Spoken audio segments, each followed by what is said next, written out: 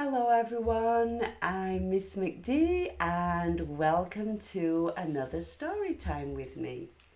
Today I will be reading The Lost Little Bird, and this is for my younger friends aged between 4 and 6, and this is about a little bird that bumps his head and can't remember what type of bird he is. So let's see if you know what type of bird he is. Let's get started.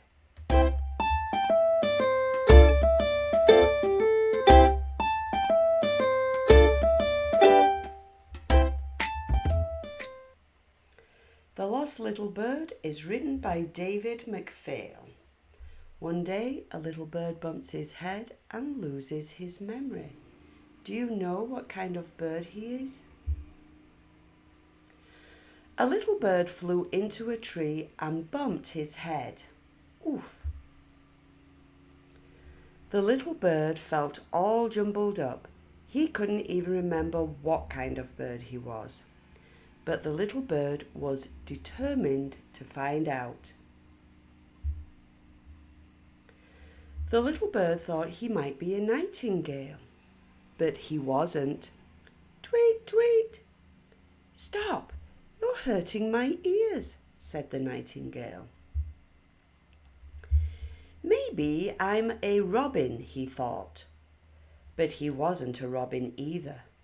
Yikes! Perhaps he was an eagle, but he was not. No, you are not an eagle, you are too little. Maybe I'll get bigger. Could I be a crow? The little bird wondered. But he was definitely not a crow. Care to join us? Said the crow. Yak! Ooh, ooh, ooh.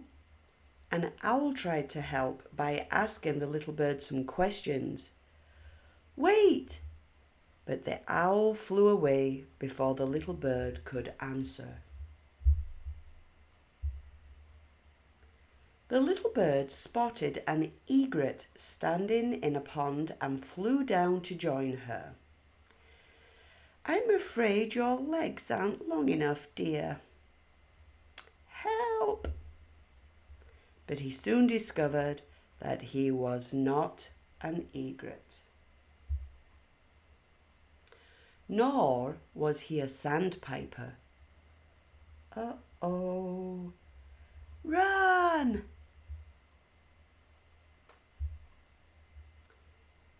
Could I possibly be a duck? He asked himself.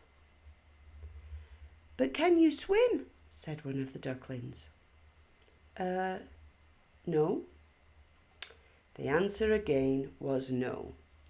He was not a duck. The chickens were encouraging. Keep trying. But the little bird knew he was not a chicken. Oh, maybe tomorrow. He tried pecking wood. Of course you have a headache. You're not cut out for this line of work, said the woodpecker. Nope, the little bird was no woodpecker. The little bird was sad and discouraged.